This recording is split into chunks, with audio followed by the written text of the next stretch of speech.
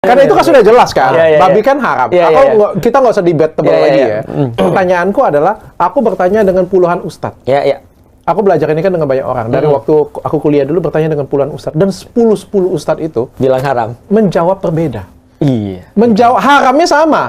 Alasan kenapa itu haram, itu 10-10-nya jawabnya beda. Gua ke 11 kayaknya nih. Iya. Kenapa beda kok? Oke. Kenapa nggak sama alasan? Ada yang bilang cacing pita, ada yang bilang karena babi itu sifatnya males, ada yang dari cerita itu ada apa cerita, ada cerita dulu. Inilah penyebabnya si babi itu nggak boleh dipakai. Ada yang cerita babi makan kotoran. Ada yang cerita babinya makan kotoran sendiri. Ada yang cerita, pokoknya macam-macam deh. Lele juga makan kotoran sendiri, Lele. Nah, makanya itu. Makanya itu jangan salah jawab, pokok. Inilah aku berhasil menuntaskan pertanyaan sudah berapa tahun tadi? Puluhan tahun. Puluhan tahun. 20 tahun kali ada pertanyaan itu. Yang salah itu langsung jawab. Harusnya dijelasin dulu sebelum menjawab. Jadi gini, ada perbedaan antara sebab hukumnya turun dengan ibroh ketika hukum ini turun. Bingung kan? Sebabnya itu beda dengan ibroh tuh apa ya? Ibroh tuh kayak waktu atau bukan makna, tapi lebih kepada apa ya? Ibroh itu apa ya?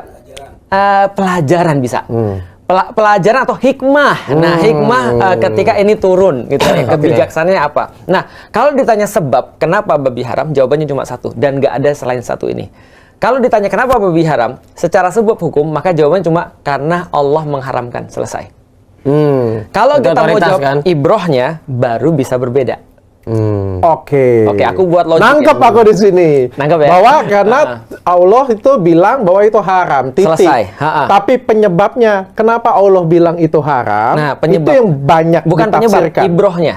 Hikmah diharamkannya babi. Baru cacing pita masuk, baru kemudian kelakuan babi masuk, baru kemudian babi itu hidupnya jorok masuk gitu kan ya. Karena kalau ininya dijadiin sebagai sebab, nanti bahaya kayak tadi. Babi itu kotor lah, kalau babinya hidup di apartemen gimana? Itu kan ya. Cacing pita lah, kalau cacing pitanya kita bisa untuk keluarin gimana? Nah, karena itulah bukan penyebab, tapi lebih kepada hasil atau ibroh. Oh, gini. Ini akses, ini ekses. Ini adalah penyebabnya, ini adalah hasilnya. Hasil babi diharamkan banyak tuh. Tapi kalau penyebabnya cuma satu, karena Allah yang mengharamkan.